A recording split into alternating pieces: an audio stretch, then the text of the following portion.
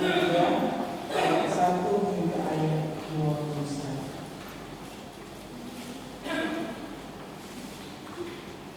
Ketika jemaat telah menemukannya, sebelum kita membaca ayat kita berdoa. Tuhan yang Maha Kuasa, Engkau telah memberi firman-Mu menjadi pelita bagi kaki kami dan terang bagi jalan kami. Berilah oleh Roh Kudus telinga kami mendengar dan hati kami rindu akan firman-Mu. Berilah firman-Mu yang menjadi kesukaan kami, agar kami bertumbuh dalam kasih-Mu dan mengenal Engkau sebagai Tuhan dan Juru Selamat. Amin.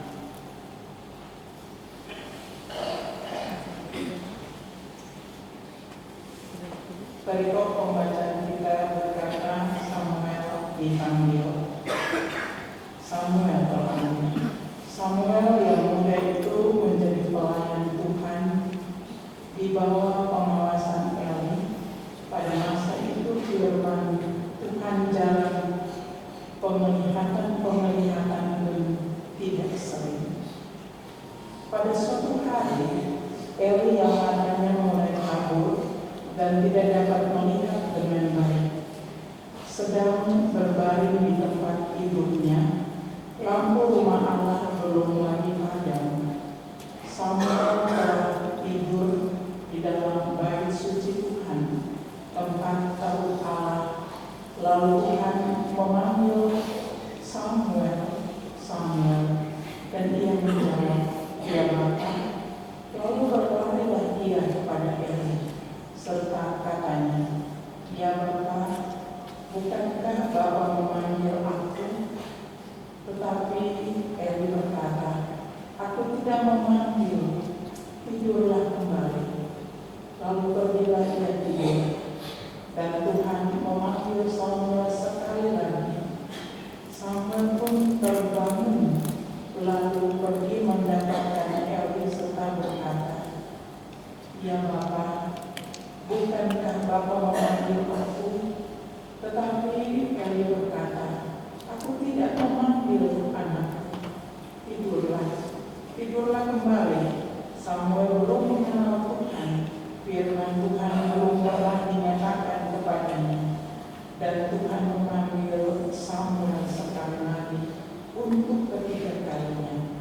Ia pun bangunlah, lalu pergi mendapatkan Eli serta berkata, "Ya Bapa, bukankah Bapa memanggil aku?" Lalu mengertilah Eli bahwa Tuhanlah yang memanggil anak itu. Sebab itu berkatalah Eli kepada Samuel, "Pergilah tidur, dan apabila ia memanggil engkau, katakanlah, berbicaralah Tuhan, sebab hamba-Mu ini mendengar." Maka pergilah Samuel dan tidurlah ia di tempat tidurnya. Lalu datanglah Tuhan berdiri di sana dan memanggil seperti yang sudah-sudah, "Samuel, Samuel." Dan Samuel menjawab, "Berbicaralah, sebab hamba-Mu ini mendengar." Lalu berfirmanlah Tuhan kepada Samuel, "Ketahuilah, aku akan melakukan sesuatu di Israel, sehingga setiap orang yang mendengarnya akan bising kedua telinganya.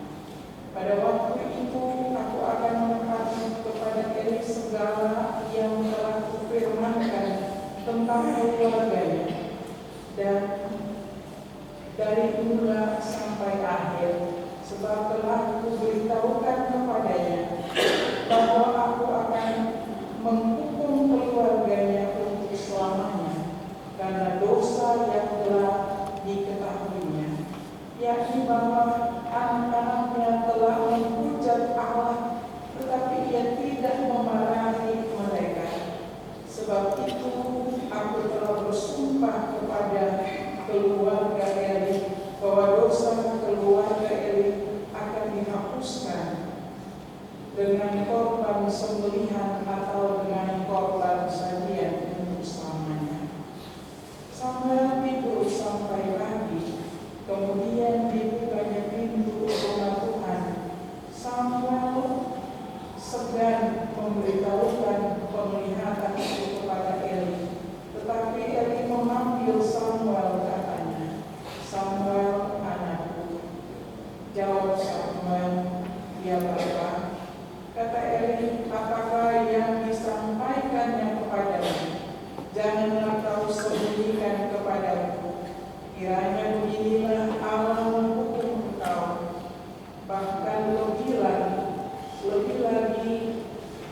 Daripada itu, jika engkau menyembunyikan sepatah kata pun kepadaku dari apa yang disampaikannya kepadamu itu, lalu Samuel memberitahukan semua itu kepadanya dengan tidak menyembunyikan sesuatu pun. Kemudian Eli berkata, "Ya Tuhan, biarlah diperbuatnya apa yang dipandang baik, dipandangnya baik." Dan Samuel makin besar, dan Tuhan menyertai dia, dan tidak ada satupun dari firman-Nya itu yang dibiarkannya gugur. Maka tahulah seluruh Israel dari Dan sampai Beersheba bahwa kepada Samuel telah dipercayakan jabatan Nabi Tuhan. Dan Tuhan selanjutnya menampakkan diri di Silo, sebab Ia menyatakan dari di Silo kepada Samuel dengan perkataan firman-Nya. Begitulah jawaban pembacaan firman Tuhan. Kiranya Tuhan memberkati kita. Bapak Ibu Saudara, apa kabarnya? Bapak Ibu Saudara, hari ini Sinode memberi kepada kita tema dilengkapi dalam panggilan Allah. Peristiwa pemanggilan Samuel sudah tidak asing untuk kita. Hari ini dari sekolah ini kita akan tahu cerita tentang pemanggilan Samuel. Elkanah dan Hana, suami istri yang sudah tua sekali, tidak punya anak. Tapi seorang bundit, yaitu Penina, dia juga mempunyai anak. Hana termasuk perempuan yang taat berdoa kepada Allah. Setiap hari dia ke rumah Allah di Silo, hanya untuk meminta keturunan bagi kehidupannya. Di zaman sekarang ada banyak cara. Keluarga kalau menikah dan mempunyai anak, segala cara upaya sampai ke tahunnya jutaan rupiah pun siap, karena tuntutan. Tapi ada juga dengan menggunakan cara yang tidak sehat. Satu keluarga, kebetulan di tetangga saya di Jayapura, tiap hari lewat di dekat rumah, kebetulan ada satu ibu yang suka memberi ramuan atau obat dengan harapan supaya ibu yang setiap hari dengan suaminya pergi ke rumahnya itu dapat ditolong untuk memiliki anak. Berhari-hari, berbulan-bulan, bahkan bertahun tak kunjung datang permintaan dengan meminum obat. Suatu ketika kami lakukan paduan suara dan sang suami katakan, "Ibu pendeta, ajari kami berdoa." Doa apalagi yang diajari? Ada doa kami yang sudah ada doa situ. Saya pulang dan saya berpikir, apa maksud permintaan ini? Mungkin berkaitan dengan kehendak pemilihan. Dan kalau saya datang untuk tugas, kami dua bagi tugas. Bapak urus bapak, ibu urus ibu. Kami bisa seketika, masing-masing ada dalam pertemuan berbeda. Ternyata ketika dua-dua ditemukan kembali di malam itu,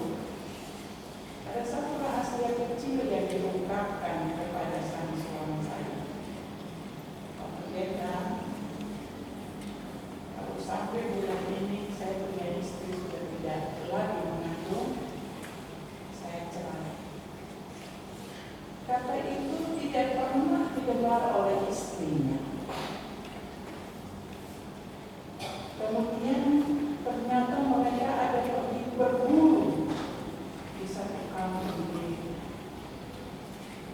dari suku mereka. Saya tidak masuk.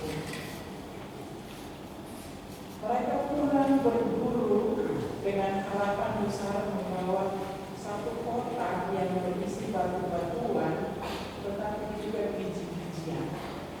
Dan ada ikatan-ikatan di dalamnya. Mereka keluarkan kotak itu untuk saya dan suami kami lihat. Lalu saya tanya, ini kira-kira untuk apa? Ibu, supaya kami punya anak. Terus sudah tak kita ada.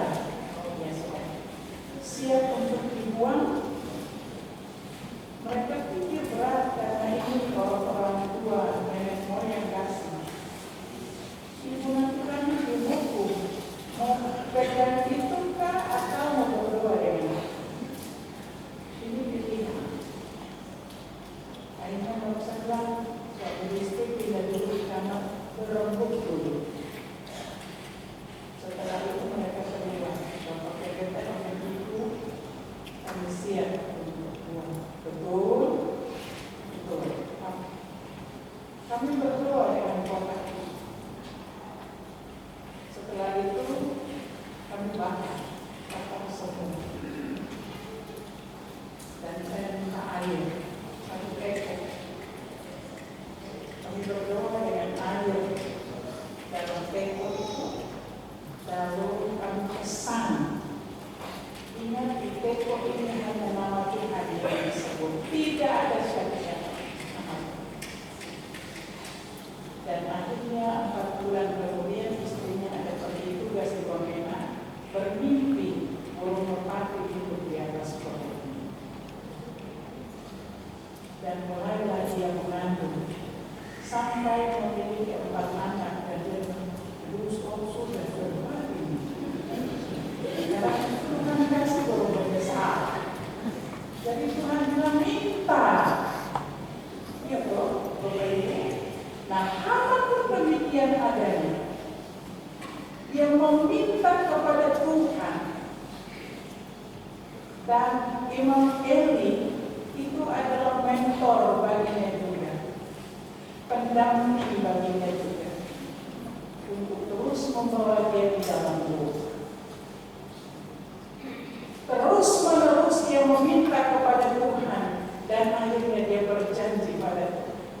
Kalau Tuhan mau beri anak bagiku, anak itu akan diberikan kepada. Dan betul Tuhan memberi anak padanya. Mereka menamai dia Samuel. Kita boleh bayangkan anak putus ASI itu umur berapa? Kalau di Indonesia ini 2 tahun ya. Tapi di Palestina itu sudah bisa makan makanan padat. Itu baru dilepaskan. Jadi Samuel dikatakan sudah disapi. Disapi itu sudah boleh makan makanan padat. Lalu keputusan untuk menyerahkan dia kepada Tuhan, maka Elkanah dan Hannah menyerahkan Samuel ke dalam bait Allah di sini. Bapak Ibu bayangkan misalnya dia 5 tahun sudah makan makanan padat atau 3 tahun. Kita boleh bayangkan anak sekecil itu lepas dari mama dan papa. Padahal perasaan untuk memiliki anak itu juga setengah mati. Tapi pada akhirnya janji harus ditepati. Apalagi janji kepada Tuhan. Samuel diserahkan di mana tempat tidurnya di dalam bait Allah, di mana tabut Allah itu diletakkan. Jadi bayangkan bait Allah mungkin ini kecil kan? lampu baik Allah itu sudah mati. Kan orang di dalam gereja pasti lampu mati ya, kecuali di samping. Eli yang sudah tua, matanya sudah rabun. Samuel anak sekecil itu tidur di dalam bait Allah dengan lampu yang ada. Ada seorang ketua PAM di salah satu jemaat. Saya bilang, kakak tidur di dalam gereja daripada tidur di luar. Dia tidur, dia masuk tidur dalam gereja. Ketika tengah malam tidak tahu apa yang mau masuk, dia lari dengan tiga di luar. Kenapa? Saya takut. Ada siapa? Tidak ada lagi. Saya takut saja. Serahkan diri pada Tuhan supaya jangan takut. Sampai tertidur dan dia kenal ada yang memanggilnya. Tapi dikatakan oleh Alkitab pada waktu itu firman Allah belum, artinya jarang diperdengar. Jadi dia tidak tahu siapa ya itu panggil dia. Dia lari, dia tahu Eli yang panggil dia. Dia menghadap. Rupanya Samuel tidak tahu takut di dalam bait Allah. Begitu dengar suara panggil dia lari ke Eli. Dia tahu Eli yang panggil dia. Tapi Eli bilang, saya tidak memanggil itu. Dua kali dia lari kepada Eli karena dengar suara panggil dia. Samuel dengan suara dalam gereja sampai tidak takut kan? Tapi saya yang luar biasa, dia tidak takut sama sekali. Sampai 3 kali. Di situ pada saat dia lari ke Eli sadar bahwa saya belum pernah cerita tentang Tuhan padanya. Tetapi kalau dipanggil lagi jawab, bicaralah, aku ini mendengar. Luar biasa ya ibu-ibu. Sekarang bapak-bapak, kita tidak lihat muka yang panggil, tapi kita bicara cuma dengan suara.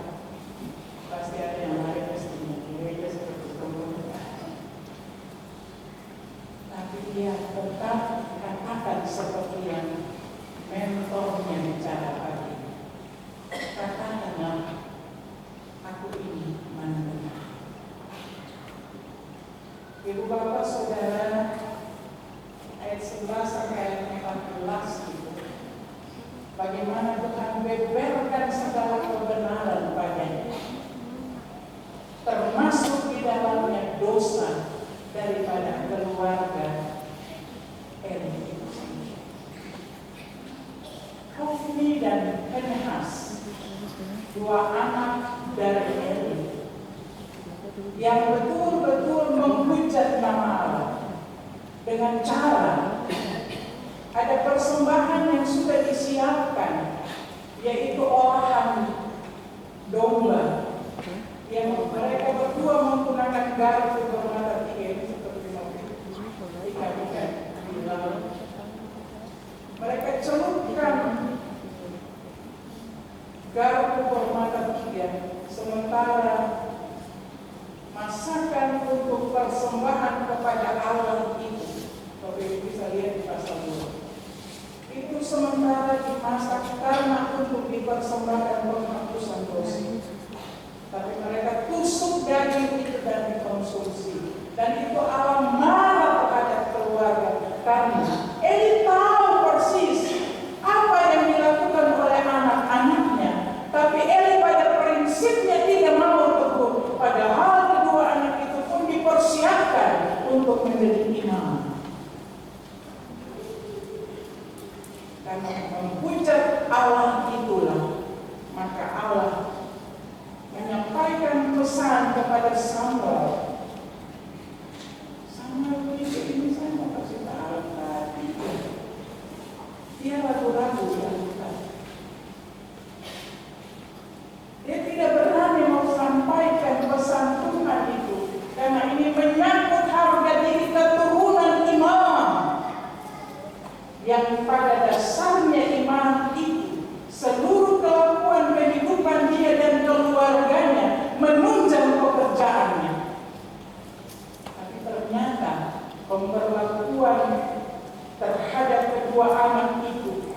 tidak menjamin tugas dan jabatan orang tua.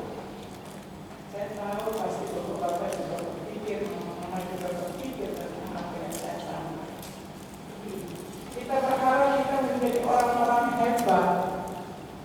Anak-anak juga menunjang jabatan kita sebagai orang tua. Misalnya pendeta, dia berharap anak-anaknya rajin sembahyang, berharap anak-anak hidup taat kepada Tuhan. Bila perlu, dia punya bapak majelis, jadi ketua PHMJ misalnya pendeta, ketua anak juga ketua KAM atau yang lainnya, supaya menunjang pekerjaan itu memberi spirit tersendiri untuk bapak atau keluarga. Tapi Eli tahu persis kejahatan yang dibuat, tapi Eli sama sekali tidak menegur. Terjadi pembiaran kepada keturunan Imam Eli, dan Allah mengambil haknya untuk menghukum dia dan keluarga bahkan bangsa Israel. Ya, Samuel yang begitu kecil, kita apa pada prinsipnya seorang anak kecil seperti Samuel itu tidak bisa membohongi ketika berita dari Tuhan sudah sampai pada. Memang tadinya dia meragukan untuk menyampaikan, dia tahu sebenarnya saya studi, saya tahu saya dari rumah Tuhan. Ya kan pikiran anak-anak. Tapi Eli tahu persis apa yang disampaikan Tuhan padanya.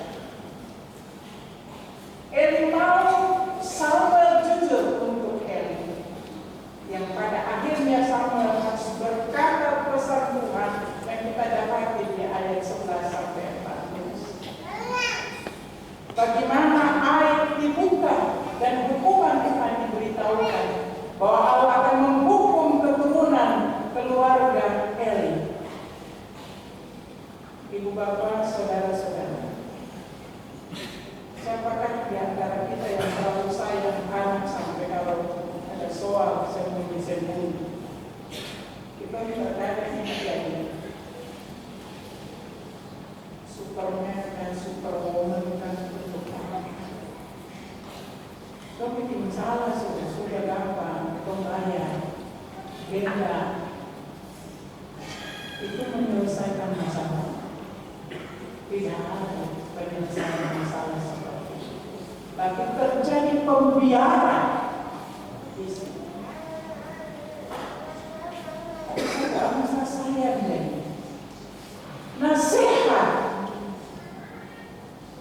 Tuhan kasih rotan untuk kita untuk menghukum anak-anak kita, anak-anak manusia disebut oleh Allah. Pergunakan. Kita lihat orang-orang barat itu, mereka kalau pukul anak-anak bukan kayak kita, mau dibawa sampai sesak nafas aja, rumah sakit aja.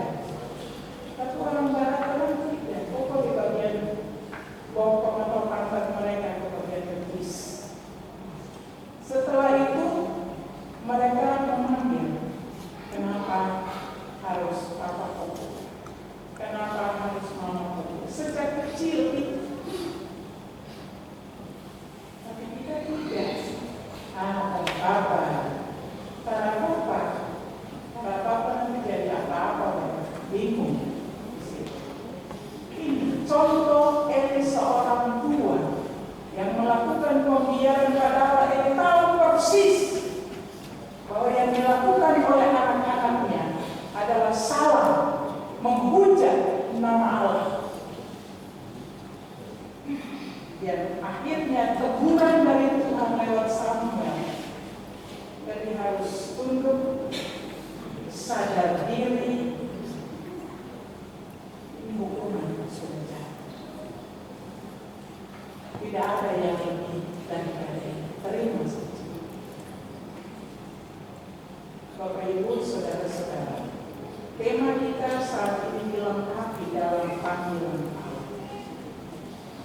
Semua kita ini dipanggil oleh Allah, dan Allah tidak membiarkan kita mungkin dosa kau bikin juga apa-apa. Tidak. Allah memperlengkapi di dalam diri kita bimbingan-bimbingan Allah dalam roh Allah itu kepada kita, dengan maksud dapat membedakan apa yang saya bikin kalau tidak baik, lepas. Yang baik yang kau pegang, supaya ini menumbuh kembangkan dirimu menjadi pribadi yang baik ke depan. Terpilih jadi majelis, terpilih jadi ketua ini, baik di pemerintahan ataupun di dalam gereja, itu berlaku untuk bertindak yang baik. Oleh dan sebab itu, Bapak Ibu Saudara, ingat panggilan Tuhan itu bagi setiap kita, Dia memperlengkapi kita karena apa? Dalam panggilan itu ada wujud kebenaran yang harus kita sampaikan, seperti yang dilakukan oleh Samuel. Dia dipanggil Allah melengkapi dia dengan pesan kebenaran, sampaikan kepada Eli, jangan sembunyi-sembunyi.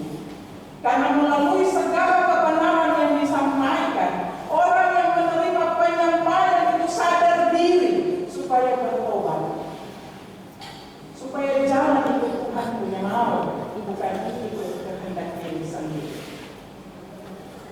Ada seorang pendeta berkhotbah begini, Bapak Ibu Saudara, biasanya kenaikan kelas kelulusan untuk menuju ke perguruan tinggi, biasanya Bapak dan Mama itu selalu lihat, oh satu anak ini pintar sekali. Jadi dia tanya, anak kau mau sekolah apa nanti? Bapak, saya mau sekolah pendeta. Jangan, kau pintar jadi kau sekolah dokter. Kalau yang satu, saya mau jadi tentara. Jangan. Kau pergi jadi sekolah hakim kan? Jadi saya langsung berpikir ketika itu saya masuk gereja, saya kan jadi sekolah pendeta ini bodoh-bodoh.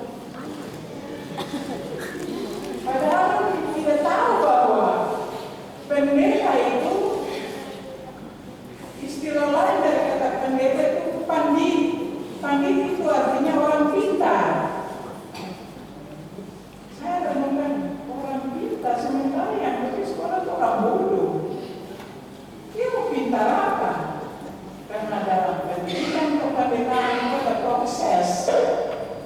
Setelah proses menulis sarjana, proses di dalam gereja. Kalau bisa untuk melanjut vikaris, sekarang vikaris itu sampai 5-6 tahun, bahkan 10 tahun.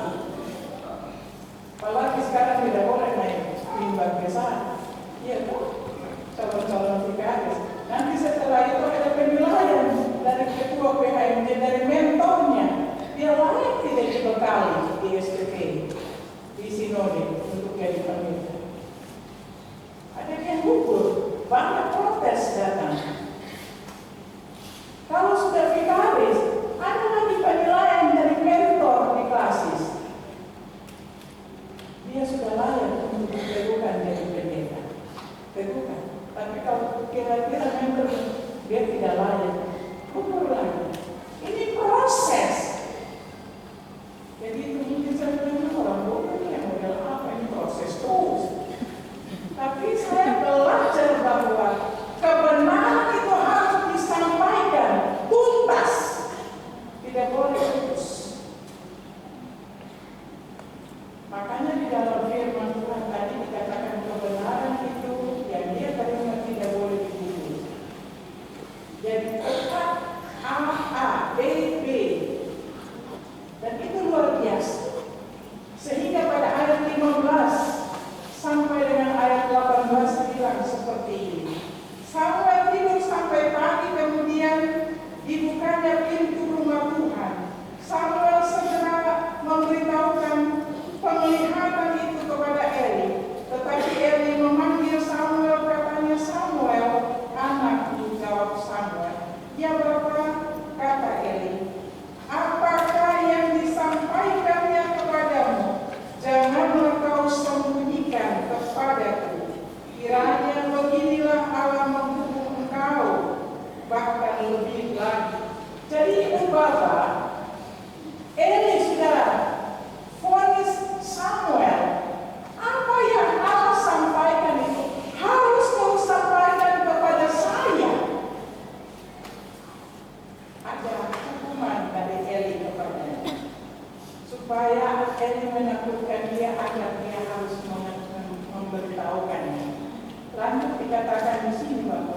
jika engkau menyembunyikan sepatah kata pun kepadaku dari apa yang disampaikan kepadanya kepadamu itu.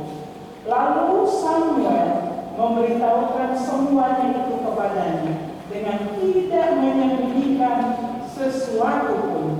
Kemudian Eli berkata, "Dia Tuhan, biarlah diperbuatnya apa yang dipandangnya baik."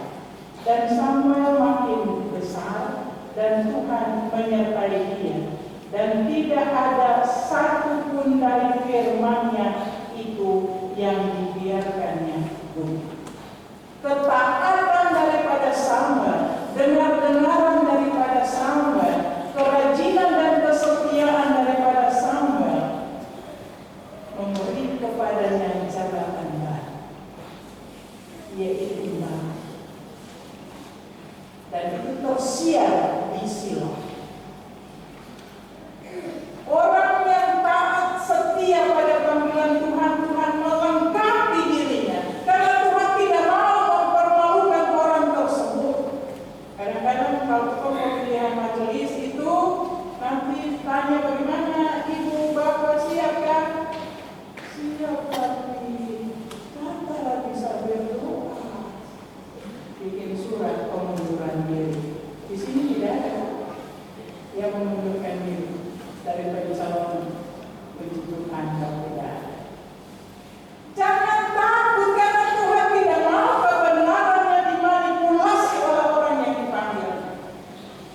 Dia melengkapi orang tersebut untuk pribadi-pribadi yang baik, yang tidak lantang bicara, yang memang harus dilengkapi tuh lewat pendetanya yang adalah mentornya, lewat kursus-kursus pembinaannya, supaya apa? Dia fasih.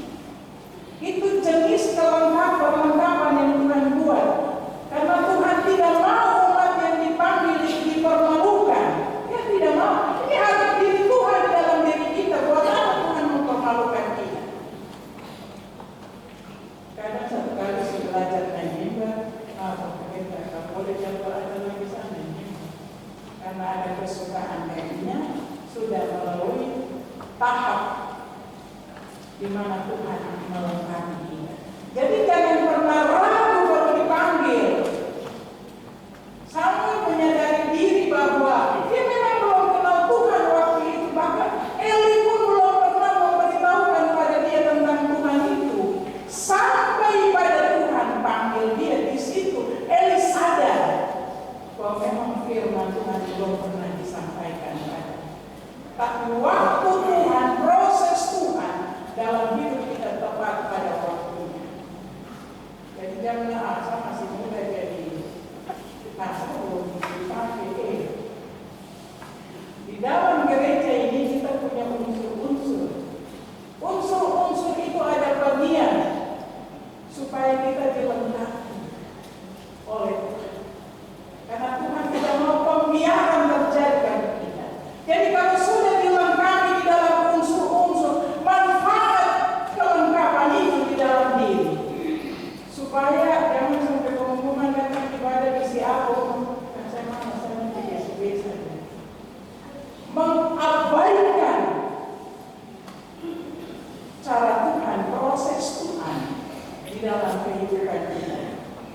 Nanti sudah dapat jadwal baru dibilang, kebetulan mama majelis, mama bikin khotbah cara pandang mama, tapi belum cara pandang pemuda itu tepat. Karena ada alurnya.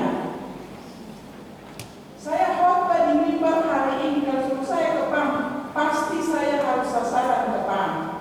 Saya tidak bisa pakai saya serobah supaya sasaran saya tepat.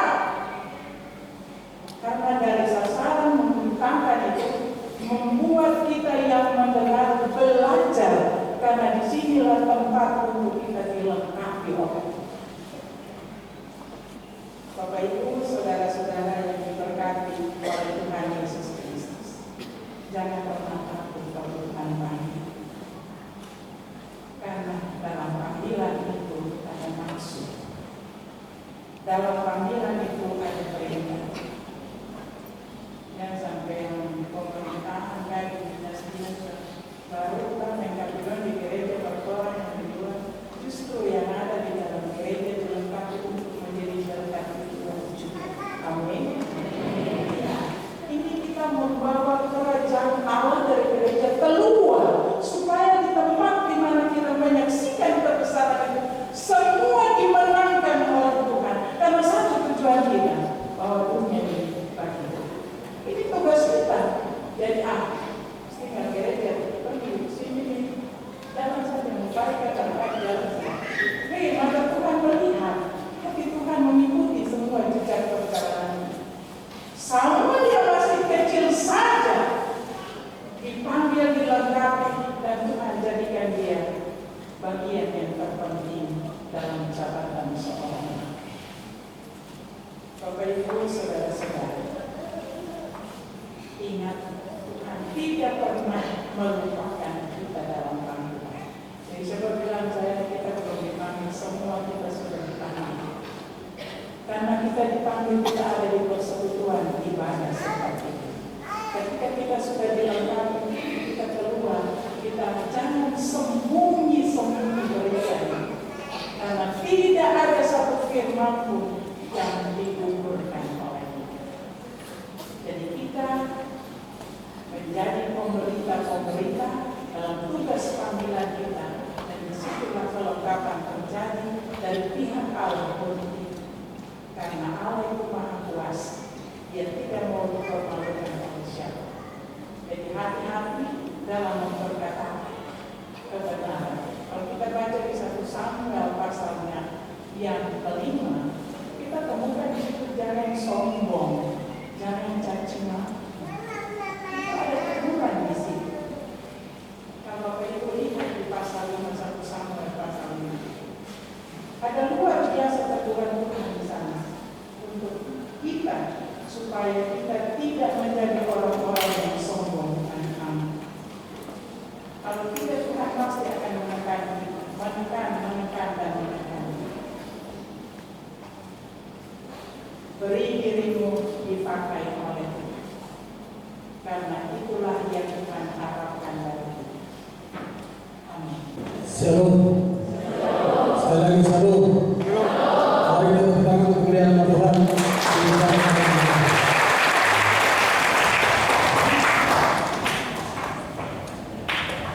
Bapak dan Ibu sekalian, pertamanya beribadah kasih ini, kami ada kegiatan di Jemaat bulan yang lalu, atau apa yang bagus. Tapi semua jadi iman, saya memang juga satu hari dan jadi iman juga. Dari sekarang kami serahkan janji kami kepada panitia. Tapi saya mau tahu apa yang mereka baru, saya serahkan pada panitia.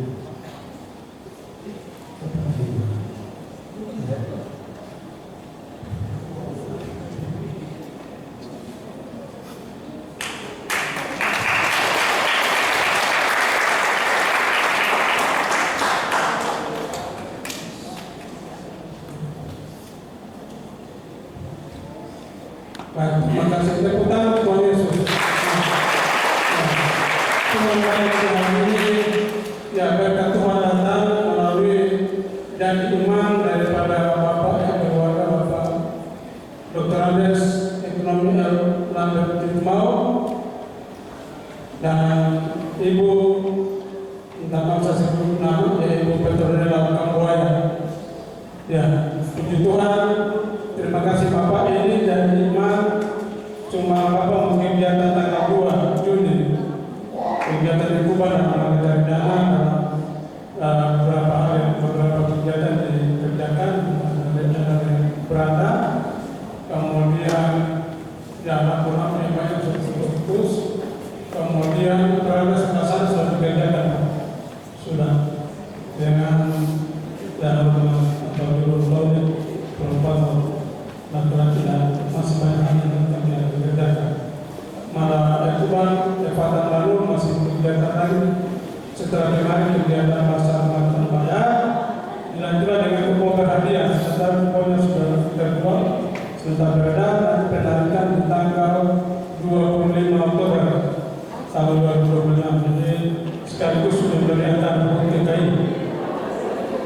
Oh ya, minta maaf. Ya, karena semangat dari bicara bangsa. Ya, oke. Jadi masalah 2024 dan tanggal 25 Oktober 2024 dengan fakta melalui perubahan dan dana sekaligus pemberian untuk DKI tahun 2024. Ya, siapa tahu kumpulan sampai di Bapak Ibu dan Ibu ya.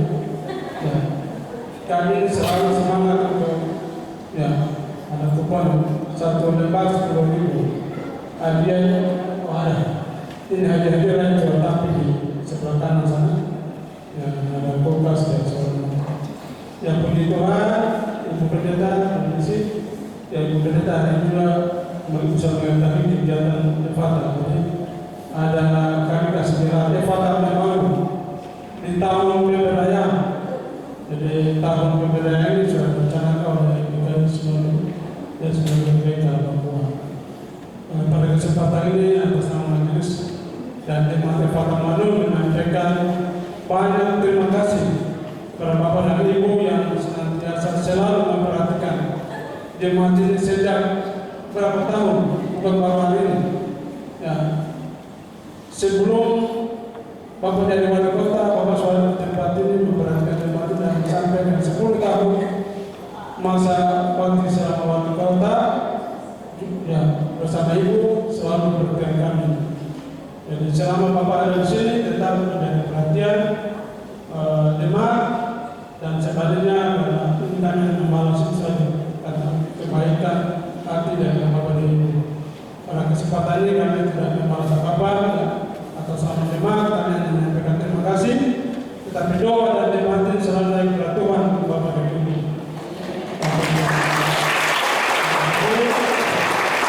Dan selanjutnya disaksikan oleh Bapak dan Ibu sendiri karena tidak ada di Kuba, PMD menyerahkan ke Kuba. Pak Koordinator berada Pak Korkai, dan Ibu silakan.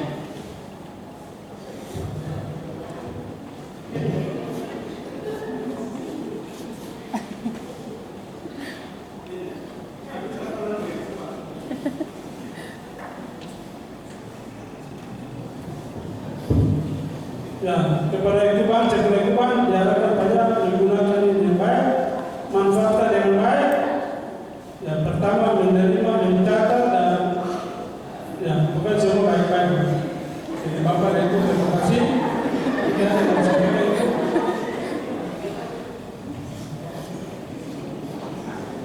Ya, jadi Bapak sekalian kami sampaikan terima kasih. Saya atas nama Majelis Jemaat dan atas nama Jemaat Efata Manado kami menyampaikan terima kasih banyak. Saya tidak menyanyi. Saya cakap masih kurang masih gagal itu. Walaupun ada kadang-kadang dulu tidak ada kalah itu. Tuhan baik. Kumpul itu satu blok berapa lembar?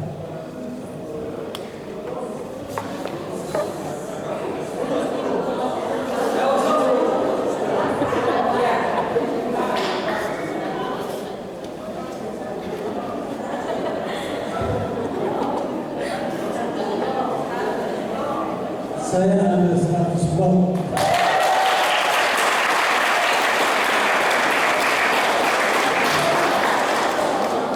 Saya ambil 100 blok, saya mau ambil 1